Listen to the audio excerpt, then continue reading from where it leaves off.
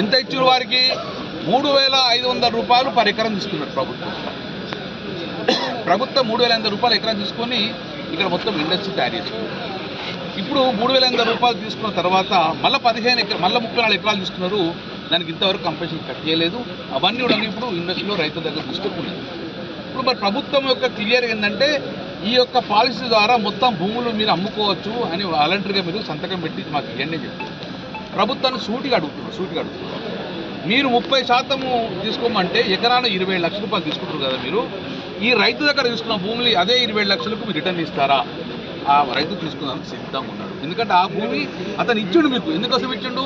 ఇక్కడ ఇండస్ట్రీ రావాలి, మా బిడ్డలకు ఉద్యోగాలు రావాలి అనే ఉద్దేశంతో, డెవలప్మెంట్ అనే ఉద్దేశంతో, భావితరం డెవలప్మెంట్ కోసము తనలాంటి భూములు 1000 ఎకరాలు కూడా దాదాపు ఇవ్వడం జరిగింది.